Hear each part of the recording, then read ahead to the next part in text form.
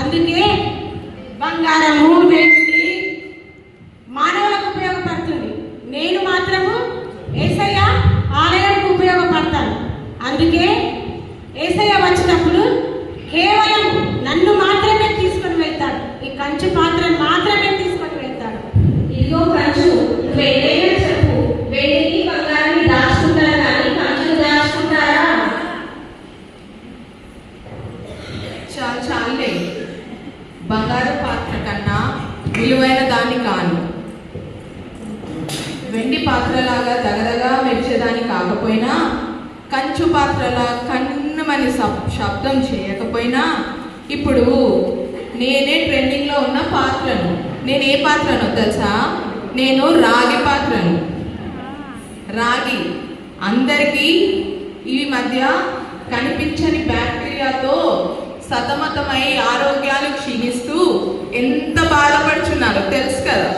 వాళ్ళని అనారోగ్యంతో ఆరోగ్యవంతులుగా చేసే పాత్ర నేను.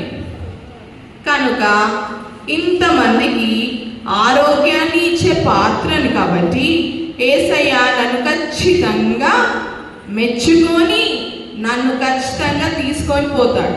ఇది చూడండి. ఎస్, ఖచ్చితంగా ఇట్స్ ఎ ఛాలెంజ్. చూడండి, చూస్తూ ఉండండి.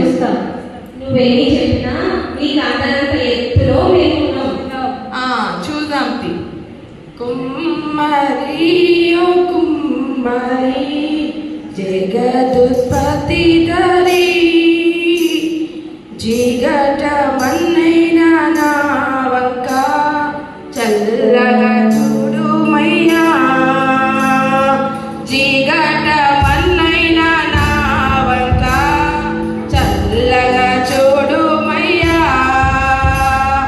పనికి రాని పాత్ర నేను పారవేయకుమా.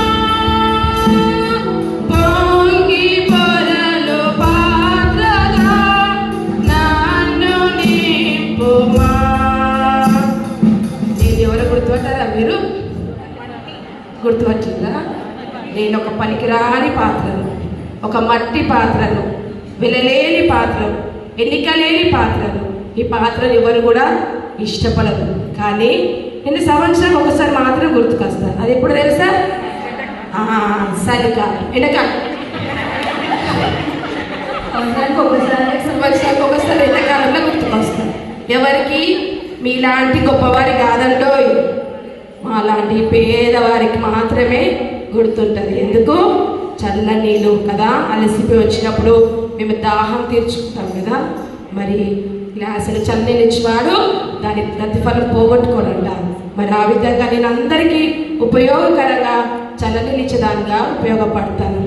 కానీ నన్ను ఈ లోకంలో ఎవ్వరు కూడా నన్ను గుర్తించారు. నా పని అయిపోయినాక నన్ను నిలబడేస్తారు తెలుసా? ఒక మూల పడేస్తారు తెలుసా? మనుషుల నైజామే అంత కదా. పనికి వచ్చినప్పుడు ఉపయోగించుకుంటారు, పని అయిపోయిన తర్వాత ఒక మూలన పడేస్తారు. మరి నా బ్రతుకు కూడా అలానే ఉంది. ఇప్పుడు ఏం చేస్తాం? సరే, కానీ అక్కడ బంగారం లాగా నేను దగదగా మెరిసేదాన్ని కాదు. వెండి పాత్ర అయితే ఎంతో మెరుస్తూ ఉన్నది కదా, ఆ పాత్ర లెక్క కూడా నేను కాదు. కంచు పాత్రలాగా నేను గట్టిదాని కాదు, మరి రాగి పాత్రలాగానే కాదు. కానీ నేను ఒక మట్టి పాత్రను, వెళ్ళలేని పాత్రను. కానీ యేసయ్య వచ్చినప్పుడు చూస్తాడో లేదు, వీళ్ళందరూ విలువైన పాత్రగా ఉన్నారు కదా, మరి ఎందుకు పనికిరాని పాత్రను? మరి యేసయ్య వచ్చినప్పుడు మాత్రము నేను ఆయన యొక్క మహిమను చూస్తూ నేను తరించిపోతాను. ఆయన ఒక కాంతిని చూస్తూ నేను ఆనందిస్తాను. నాకు అది మాత్రమే నాకు చాలు. నాకు కుమ్మరి ఓ కుమ్మరి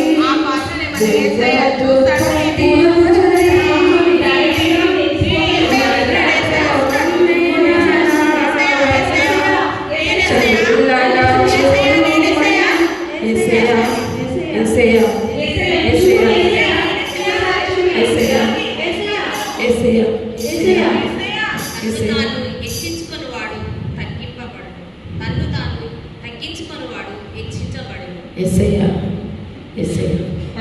శుద్ధి గల వారు ధన్యులు, వారు దేవుణ్ణి చూచలేరు. అయ్యో